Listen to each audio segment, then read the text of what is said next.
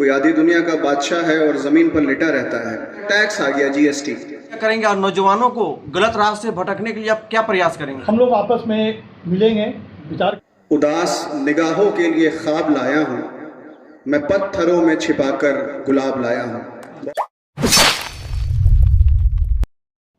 मैं इमरान हुसैन। आज पुलिस अधीक्षक हारिस बिन जामा ने लोहरदगा अंजुमन इस्लामिया के शपथ समारोह में उपस्थित लोगों को देश के शिक्षा मंत्री ने अंजुमन का शुरुआत क्यों की और एक बादशाह जिन्होंने आधी दुनिया में हुकूमत के बावजूद उन्होंने जमीन में सोकर समाज को जोड़ने का जो काम किया, आप कमेंट में बतला सकते हैं कि कौन से खलीफा जिन्होंने अपनी सादगी जमीन में सोकर हुकूमत किया।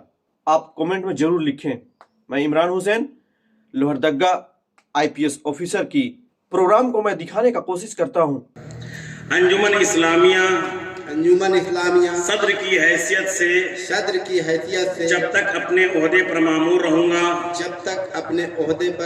रहूंगा अल्लाह पाक को समी व बसीर जानकर इस बात का अहद करता हूँ और इकरार करता हूँ कि इस ओहदे को अपनी दयानतदारी और सलाहियत के मुताबिक अंजुमन इस्लामिया की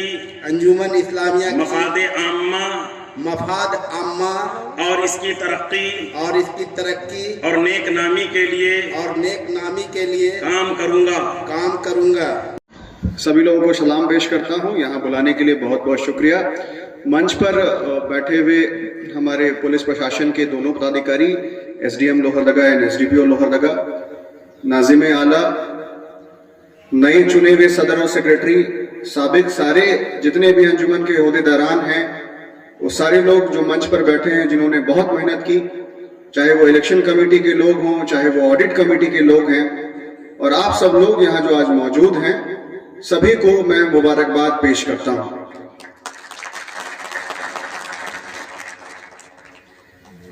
देखिए,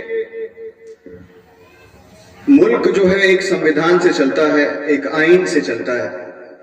उसी आइन में आपको ये आजादी दी गई है कि आप अपने तौर तरीके से अपने मसलों को सुलझाने के लिए सामाजिक संस्थाओं का निर्माण करें। उसी के तहत अभी बताया जा रहा था, नाजिम आला साहब ने एक बड़ी अच्छी मिसाल दी कि जब देश के प्रथम जो एजुकेशन मिनिस्टर थे, उन्होंने इस नींव को इसलिए रखा था क्योंकि उनको पता है कि बहुत सारे मसले ऐसे हैं जो आपस में सुलझाए जा सकते हैं बातचीत के मसले से, या अगर कोई कम्युनिटी अगर पिछड़ी हुई है तो सामाजिक संस्थाओं का ये दायित्व हो जाता है, उनका ये रोल हो जाता है कि उनको आगे बढ़ाएं। आगे बढ़ाने के बहुत तरीके हो सकते हैं। एक तरीका लोगों के मसलों को सुलझाकर हो सकता है, दूसरा तरीका हो सकता है कि स्वास्थ्य और शिक्षा पे ध्यान दिया जाए। ये जो दो तरीके हैं, मैं जो देख पा रहा हूं पिछले 5 महीनों से, अंजुमन में जो पुराने लोग थे अभी तक उनके साथ एक्सपीरियंस रहा, अब जो नए लोग आए हैं उनके साथ रहेगा। हर जगह पर हर तरीके से कोशिश की गई और अमूमन जगहों पे सफलता भी मिली। तो आज जो पुराने लोग हैं, मैं उन सब लोगों का शुक्रिया अदा करता हूं कि आपने बड़ी मेहनत से, बड़ी लगन से, बड़ी तत्परता से इस जिले के अंजुमन को सींचा है। मैं यही उम्मीद करूंगा कि जो थोड़े मोड़े काम जो अधूरे रह गए, नए लोग उनको पूरा करेंगे और आप नए इनिशिएटिव जरूर लेंगे। पुराने वालों ने तो अपना काम जरूर कर दिया, लेकिन वक्त बदला है। आप 3 साल के लिए चुने गए हैं, तो जरूर आप शिक्षा, स्वास्थ्य पे ध्यान दीजिए। और एक पर्सनल नोट पे मैं आप लोगों का, आज हम लोग यहाँ पे हौसला अफजाई के लिए नहीं आए, हम लोग यहाँ पे आपकी ताजपोशी पे इसलिए आए हैं कि हमें कभी मौका नहीं मिला था कि पब्लिक फोरम पे आप लोगों का शुक्रिया अदा कर सके। जिस तरीके से हर शांति समिति के मीटिंग में आप लोग हमें एक बार बुलाने पे आ जाते हैं, तो हम लोग आपके कर्जदार हैं। कभी भी कोई भी जिला आपसी सहयोग के बिना नहीं चलता है। हर तरफ के, हर धर्म के अगर सामाजिक संगठन मिलजुल कर जिले में अमन, चैन और शांति बना के रखेंगे तो निश्चित तौर पे जिले की बहुत प्रगति होगी, जिले का बहुत विकास होगा। साथ ही साथ चूंकि ये बड़ा स्पेसिफिक मौका है, आज नए लोगों को शपथ दिलाई जा रही है, बहुत सारे एग्जाम्पल्स आएंगे आपके सामने। नाजिम साहब ने एक जो मेंटर है यूपीएससी के, उनका एग्जाम्पल दिया और हजरत उमर की बात हुई। अब उस किरदार के बारे में क्या कहा जाए? उस किरदार के बारे में हम लोग जितना भी कहेंगे वो कम ही है। कोई आधी दुनिया का बादशाह है और जमीन पर लेटा रहता है, तो अगर वैसे किरदार को वाकई में, अगर उस किरदार के आसपास भी जाने की लोग कोशिश करें तो यकीन मानिए आप जिस मकसद से ये कोई चुनावी अखाड़ा नहीं है, आप जिस मकसद से अंजुमन के ओहदेदारान बनते हैं उसको आप जी पाएंगे, उसमें आप कामयाब होंगे। हमेशा इस बात को मानिए कि जब तक सुख, शांति, समृद्धि, अमन, चैन नहीं रहेगा आप तरक्की नहीं कर पाएंगे। मैं बार बार, हर बार अपनी बात में यह कहता हूं, जो कॉन्स्टिट्यूशन का जो स्पिरिट है, जो संविधान की जो आत्मा है, उससे आपको जीना है। एक बात और मैं यहाँ पे बताऊं, जो दस्तूर है अंजुमन का, सब लोग यहाँ पे बैठे हुए हैं, उसको मैंने भी पढ़ा है, मैंने भी देखा है। कुछ लोगों को मैंने ये सजेस्ट भी किया है कि जिस वक्त ये दस्तूर बनाया गया था तो मजलिसे आमला, मजलिसे अम्मा सब बनाया गया, Rajya Sabha, Lok Sabha, lower house, upper house, सबकी तामीर की गई। लेकिन एक चीज जो मुझे उसमें कमी दिखी कि वहां पे जस्टिस का सिस्टम नहीं दिखा, बहुत क्लियर नहीं दिखा मुझे।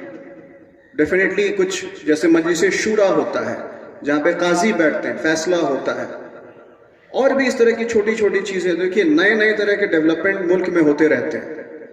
मैं कहता हूं कि अब जैसे एक नया टैक्स आ गया, जीएसटी, किसी मजहब में इस एक्सप्लिसिट नहीं था कि टैक्सेशन होगा तो उसमें आपको कैसे रिएक्ट करना है। वक्त बदलता है, बार बार उसमें उलेमा उस पर अपना एक फतवा देते हैं, बातचीत होती है, एक लॉ की डिग्री आती है, संविधान में भी नए कानून बनाए जाते हैं। तो अगर सब लोगों को ये मुनासिब लगता है, खासतौर पे जो ओहदेदारान हैं, तो उनको थोड़ा तरमीम करना चाहिए। जो दस्तूर अमल है आपका, उसमें पढ़े लिखे लोगों को लेके, यंग लोगों को लेके, वकीलों को लेके, साथ में जो बुजुर्ग हैं, जो सारे पुराने ओहदेदारान हैं, सबका सजेशन लेके आप लोगों को एक ऐसा दस्तूर अमल बनाना चाहिए जो आने वाले बहुत वक्त तक, बहुत लंबे वक्त तक रेलेवेंट रहे, प्रासंगिक रहे, और उसकी रोशनी में पूरे जिले में अमन चैन बना रहे। ज्यादा वक्त आप लोगों का मैं नहीं लूंगा। मुझे एक छोटा सा शेर याद आता है, क्योंकि आज ताजपोशी का दिन है और बीच में कुछ मसला भी चल रहा था, लेकिन आप लोगों की मेहनत की वजह से सब ठीक से निकल गया। कि उदास निगाहों के लिए ख्वाब लाया हूं, उदास निगाहों के लिए ख्वाब लाया हूं, मैं पत्थरों में छिपाकर गुलाब लाया हूं।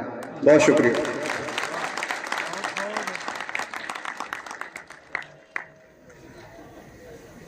इमरान हुसैन जो 2 साल में मेहनत कर जो मुकाम हासिल किया, आईपीएस ऑफिसर का एक वीडियो ने मुझे 2 साल का काम 2 दिन में, आप लोगों ने बहुत प्यार दिया। आप ऐसे ही देखते रहें। आप पहली बार इस चैनल में हैं तो आप कृपया चैनल को सब्सक्राइब कर लाइक भी कर दें और हमें हौसला अफजाई करें और वीडियो देखें।